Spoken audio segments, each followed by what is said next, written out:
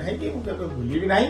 ଠାକୁରଙ୍କ ଦୟା ହବ ଶେଷ ପର୍ଯ୍ୟନ୍ତ ଯଦି ଏତିକି ରଖିପାରିବି ତାହେଲେ ମୋ ଜୀବନ ସାର୍ଥକ ବୋଲି ଭାବେ। ଆଉ ଗାଁରେ ଗୋଟେ କଲେଜ କରିଛୁ ୟା ସହିତ ଆମ ଗାଁ ବଡ଼ ଗାଁରେ ଗୋଟେ କଲେଜ ନଥିଲା ଯାକୁ ଆଜି ୱାଣ୍ଟିଂ ଅଫ୍ ଦି ଲୋକାଲିଟି ମାନେ ଆପଣ ମାନେ ଶିକ୍ଷାର ଉନ୍ନତିକରଣ ପାଇଁ ଆପଣ ଗାଁରେ କଲେଜ କରିଛୁ। ଯୋଉ କଲେଜଟା ମୁଁ କହିବାଟା ଭୁଲ ହବ କିନ୍ତୁ ଆପଣଙ୍କ ଦ୍ୱାରା ହେଇଛି, ଆପଣ ନିଜେ ନ କଲେ ମୋ ଦ୍ୱାରା ହେଇଛି। ମୁଁ ସେ ସକ୍ରିୟ ଭୂମିକା ନେଇଛି। ମୁଁ ସେ କଲେଜ ବର୍ତ୍ତମାନ ପ୍ରେସିଡେଣ୍ଟ। ଆଉ ମୁଁ ଭୁବନେଶ୍ୱର ଯୋଉ ରାଖିଟା ହଉଛି କଲେଜରେ କଣ ହଉଛି କେମିତି ହଉଛି କଣ ଷ୍ଟାଫଙ୍କର ଭଲ ମନ୍ଦ ବୁଝୁ। ଆଉ ଏଇଟା ହଉଛି ମୋ ଜୀବନରେ କିଛି ଛୋଟ ବଡ଼ ହଉ ମଧ୍ୟ ଗୋଟେ ସାର୍ଥକତା ମୁଁ ଭାବେ। ଆଉ ଘରେ ବସିବା ପାଇଁ ସମସ୍ତେ ପସନ୍ଦ କରେ ଏମିତି କାଟିକି ସମାଜ କରିବା କାହା ସହିତ ଭଲ ମନ୍ଦ ଭାବି ହେବା ଏଇ କାହିଁ ମୋ ସତ କଥା ମତେ କେହି କହନ୍ତି ନାହିଁ। କେହି କହନ୍ତିନି ପଇସା ଖର୍ଚ୍ଚ ହବ ପଢିଆ ହେବି ଉଠିଆ ହେବି ଘରେ ବି ଅବଶ୍ୟ କହନ୍ତି ନାହିଁ କାହିଁ ଖାଇଛୁ। କିନ୍ତୁ ମୋର ତ ଆଗ୍ରହ ହବ। ମୁଁ ତ ଭତ୍ତା ପାଉଛି ସରକାର ଠାରୁ ପେନସନ ପାଉଛି। ମୋ ପଇସା ମୁଁ ଚାହିଁବି କିଛି ଖର୍ଚ୍ଚ କରିବି ଆଉ ସମାଜ ପାଇଁ କିଛି କାମ କରିବା। ଆଉ ପାରିବାରିକ ଜୀବନ ଆଉ ସାମାଜିକ ଜୀବନ ମାନେ ଆପଣ ସବୁବେଳେ ସମାଜ ସେବାରେ ରହିଲେ ତ ପାରିବାରିକ ଜୀବନ ଉପରେ କିଛି ତାର ପ୍ରଭାବ ପଡେ ନା ଆପଣଙ୍କର ମାନେ ପରିବାର ଲୋକ ବି ଆପଣଙ୍କୁ ସେଥିରେ ସାହାଯ୍ୟ କରନ୍ତି? ମୁଁ ଆମ ଘର ଶିଖ ଜାଣିଥିଲି ଶିଖ ଗୋଟେ ଏଠୁ 60 କିଲୋମିଟର ଭିତରେ ବଡ଼ ଗାଁଟିଏ। ସେ ଗାଁରେ ବହୁ ଲୋକ ବାସ କରନ୍ତି। ସେଇ ଭିତରେ ମୁଁ ସଦାବେଳେ ଇଚ୍ଛା ଏଇ ଗାଁ କେମିତି କରିବା। ଆପଣ ସେ ବିଶ୍ୱାସ କରି ନ କରିବେ ମୁଁ ଯେତେବେଳେ ଗାଁରେ ଦେଖିବି କ'ଣ ଗୋଟେ କାମ ହେଲା ମୁଁ ଆଗେ ଗାଁରେ ମେଡ଼ିକାଲ ତିଆରି ହେଲା, ଚାଉଳ ପଇସା ଦିଆ ହେଲା, ଚିନି କଣ୍ଟ୍ରୋଲ ବିକା ହେବ। ମୁଁ ପ୍ରଥମ ଲୋକ ଯିଏ କହିଥିଲି କ'ଣ ସେଥିରେ ପିଲା ଚାକିରି ନୂଆ ଚାକିରି ବୋଲି 1 ମାସ ଦରମା ଦେଲି ଯେଉଁଟାକି ଅନ୍ୟମାନଙ୍କୁ ଇନ୍ସପାୟାର କଲା। ଏବେ ଗୋଟେ ଗାଁ ଖାଇଛି ମେଡ଼ିକାଲ ଠିକ୍ ଅଛି। 2ରେ ଗାଁରେ ଗୋଟେ ଲାଇବ୍ରେରୀ କରିବା ଆଉ ଫୁଟବଲ ଅର୍ଗାନାଇଜ କରିବା ଏସବୁ ପରେ ମୋର ଗାଁରେ ଯେତେ ଲୋକ ସବୁ ଏମିତି ରୋଗରେ ପଡ଼ନ୍ତି ଗାଁରୁ ମୁଁ ତାଙ୍କୁ ନେଇକି ଯାଏ ମୋର ଇଚ୍ଛାରେ। ଘରେ ଆମେ 2 ଭାଇ ସମସ୍ତେ ମୋ ଉପରେ କହନ୍ତି କହିଲେ ଅଭାବ ପଡ଼େ ପଇସା ପାଇଁ ନୁହଁ କିନ୍ତୁ ମୁଁ ଯାହା କହିବି ତାହା ହିଁ ଫାଇନାଲ। ସାନ ଭାଇଟେ ଅଛି ଗୋଟେ କଲେଜରେ ଆଉ ମୁଁ ତ ଏଠି ଅଛି ମୋର 2 ପୁଅ। ଏ ସବୁ ଭିତରେ ମତେ କେହି କହନ୍ତି ନାହିଁ ଯେ ଆପଣ ତମେ କାହିଁକି ନାହିଁ ତ ସେ କାମ କରିବ ଏ କାମ କରିବା ପାଇଁ। ପରିବାର ସବୁବେଳେ ପରିବାର ସହଜ ମିଳିବା କାହିଁକି ମିଛ କହିବି ସେମିତି। ଆମ ବଡ଼ ପୁଅ ଯେମିତି ସାନ ପୁଅ ସେମିତି। ସାନ ପୁଅ ତ ମତେ ବହୁତ ଇଏ କରେ ଚାହିଁନଥିଲି ଯାହା କରୁଛ କର। ବଡ଼ ପୁଅ ଚାକିରି କଲା ଆପଣ କିଛି ବିଶ୍ୱାସ କରିବେ ନାହିଁ। ଦିଲ୍ଲୀରେ ପାଠ ପଢୁଥିଲା ଚାକିରି ହେଲା 14 ଚାକିରି ହେଲା। ବାପା କାଲି ପୂଜା କରିଦେବ ବୋଲି ପୁଅ ଗୋଟେ କାମ କର 2 ମାସ ଯାହା ଦରମା ପାଇବୁ ତୁ ମତେ ପଠେଇବୁ। ମୁଁ ଯେମିତି ଦଉଛି ମାସକୁ 10,000 ଦେବି। ତୁ ଯାହା ପାଇବୁ ପଠେଇବୁ ଯାହା ପାଇବୁ ଖର୍ଚ୍ଚ କରିବୁ। ସେ ଦେଇଥିଲା ଗାଁକୁ ନେଇକି ଗଲି ବସେଇକି 5 ଜଣ ଲୋକଙ୍କୁ ଗାଁରେ କାମ କରିବା ବଡ଼ ଗାଁଟେ ବଡ଼ ଗାଁଟେ ଫଣ୍ଡ କରିବା ଟଙ୍କା ଆସିବ ମିଳିୟନ ଦେଇଛି ବ୍ୟବସାୟ ଦେବା ବ୍ୟବସାୟ କରିବା କିଛି ଦେବ।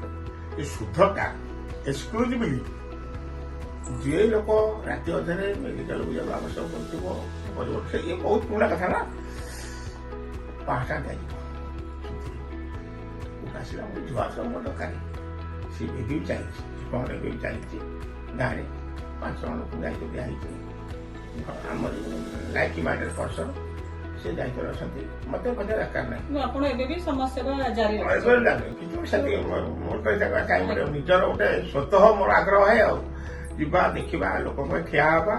ଯେକୌଣସି ଲୋକ ଆମ ଗାଁରେ ଯେକୌଣସି ଲୋକ ମେଡ଼ିକାଲ କରିଥିବ ମୁଁ ଶୁଣିବି ମତେ କେହି ନ କହିଲେ ମତେ ଏଇଟା ହଉଛି ମୋର ଗୋଟେ ସତ୍ୟ ପ୍ରଭୁତ୍ୱ ଇଏ ଗୋଟେ ମୋର ନିଜର ଗୋଟେ ହବି ସମାଜସେବୀ। କିନ୍ତୁ ତା ସହିତ ଆପଣ ଭୁବନେଶ୍ୱରରେ ଯେତେବେଳେ ଆମର ହେଇଥିଲା ଆମର ଭାଷା ଆନ୍ଦୋଳନ ଆପଣ ତା ସହିତ ଆପଣ ସେଥିରେ ସକ୍ରିୟ ମାନେ ସଦସ୍ୟ ଭାବେ ଆପଣ ସବୁ ଜିନିଷ କରୁଥିଲେ। ଆପଣଙ୍କର ସେଥିରେ କଣ ଭୂମିକା ଥିଲା ଆଉ ଆପଣଙ୍କର ମାନେ କଣ ରହିଛି ମାନେ ନିଜର ଅଭିଜ୍ଞତା କଣ ରହିଛି? ଭୁବନେଶ୍ୱର ଥିଲା ଭିତରେ ଯେତେବେଳେ ଚାହେଁ କିଛି କାମ କରିହବ ରିଟାୟାର୍ଡ ଯୋଉ ହେଇସାରିଲୁଣି ଭାଷା ଆନ୍ଦୋଳନ ହେଇସାରିଲୁ ଘରେ ଥାଉ କିନ୍ତୁ ମୁଁ ଘରେ ବସିବାକୁ ପସନ୍ଦ କରେ ନାହିଁ। ମତେ ଜଣେ ଲୋକ ଆସିକି କହିଲେ ଟିକେ ଆସୁନ ଗୋଟେ ଚାଲିଛି ଭାଷା ଆନ୍ଦୋଳନ ଯିବା ଯାଏ ମୁଁ ସବୁ ଦେଖେ ଯେମିତି କିଛି ଲୋକ ଆସୁଛନ୍ତି କ'ଣ ହେଉଛି ମୁଁ ଜାଣିପାରିନି 5 ଦିନ ପରେ ମୋତେ ଆସି ଜଣେ କହିଲେ ଆପଣ ଆସନ୍ତୁ ଯିବା ମୂଲ୍ୟ ଯିବା ଏବଂ ମୁଁ ମଧ୍ୟ ଆମର ସଳାଇତେ ଅଛନ୍ତି ଆଉ କେତେବେଳେ ନେଇକି ଗଲି ଖୁଣ୍ଟି ଆଉ ଆମର ଜଣେ ଥାନ୍ତି ସିଏ ଜଣେ ସକ୍ରିୟ ଲୋକ ଆମେ ସେଥିରେ ମିଶିଲୁ ପ୍ରତିଦିନ କି ବିଶ୍ୱାସ କରିବେ 4ଟା ହେଲେ ଆମକୁ ଆଉ ଘରେ ରହିବାକୁ ଇଚ୍ଛା ହେବ ଧାଇଁ ମିଶେଇ ପିଅନ୍ତି ସମସ୍ତେ ମୁଁ ନୁହଁ ସମସ୍ତେ 878 ଦିନ ଆମେ ଉଇଦାଉଟ୍ ଇଣ୍ଟରପ୍ସନ୍ ଆମେ ଯାଇଛୁ ଭଗବାନ କରନ୍ତୁ ଆମ ଯାତ୍ରା ସଫଳ ହେଇଛି ଆପଣ ସମସ୍ତେ ଜାଣିଛନ୍ତି ଭାଷା ଆନ୍ଦୋଳନ ଗୋଟେ ମାନ୍ୟତା ପାଇଲା ଓଡ଼ିଆ ଭାଷାରେ ଶାସନ ହେବ ଏବଂ ତାହା ସରକାରଙ୍କ ଦ୍ୱାରା ବିଧିବଦ୍ଧ ଭାବରେ ଗୃହୀତ ହେଲା ଏବଂ ଚାଲିଛି ଏବେ ମଧ୍ୟ ବିଭିନ୍ନ ସମୟରେ କେମିତି ଆହୁରି ପୂର୍ଣ୍ଣାଙ୍ଗ ହେବ ସବୁ ଦୋକାନ ବଜାର କେମିତି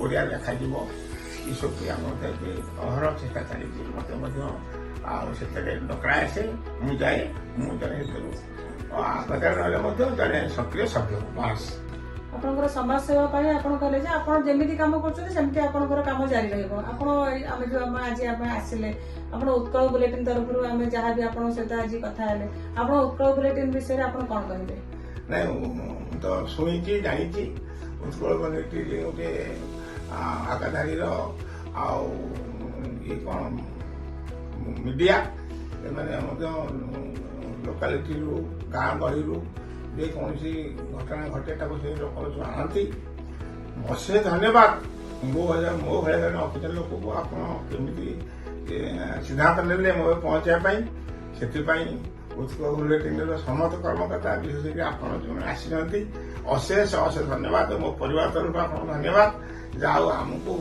ଏଭଳିଆ ଗୋଟେ ସୁଯୋଗ ଦେଇଛନ୍ତି କିଛି ଆମର ମନ କଥା କହିବା ପାଇଁ ଆଉ ଯଦି ଏହା ଅନ୍ୟମାନଙ୍କ ପ୍ରେରଣାରେ ଆସିବ ଅନ୍ୟମାନଙ୍କ ଉପକାର ଆସିବ ତାହା ସାର୍ଥକ ହେବ ବହୁତ ବହୁତ ଧନ୍ୟବାଦ ଆମର ସାର୍ ଥିଲେ ଭାଷାବିତ୍ ଶିକ୍ଷାବିତ୍ ଆଉ ସମାଜସେବୀ ଡମ୍ବରୁଧର ହରଣ ସିଂ ତାଙ୍କର ଏଇ ଯୋଉ ମାନେ ସମାଜ ସେବାର ଯୋଉ ତାଙ୍କର ଯୋଉ ଯାହା ବି ସେ କହିଲେ ଆମେ ମାନେ ସମାଜକୁ କୋଉ ମାନେ ସ୍ତରରୁ ସେ ଆଣିକି କୋଉ ସ୍ତରରେ ପହଞ୍ଚେଇ ପାରିଛନ୍ତି ଯେ ମାନେ ଗାଁ ଗଣ୍ଡାରେ ଲୋକମାନେ ଯେମିତି ମାନେ ପାଆନ୍ତିନି ଶିକ୍ଷା ସ୍ୱାସ୍ଥ୍ୟ ସେ 2ଟା ଜିନିଷ ହିଁ ବେଶୀ ମାନେ ସାର୍ଙ୍କଠୁ ଆମେ ଜାଣିଲେ ଯେ ସେଇଥିରେ ଉନ୍ନତି କରିବା ପାଇଁ ସେ ସବୁବେଳେ ତାଙ୍କର ପ୍ରଚେଷ୍ଟା ଜାରି ରହିଛି ବହୁତ ବହୁତ ଧନ୍ୟବାଦ ସାର୍ ନମସ୍କାର।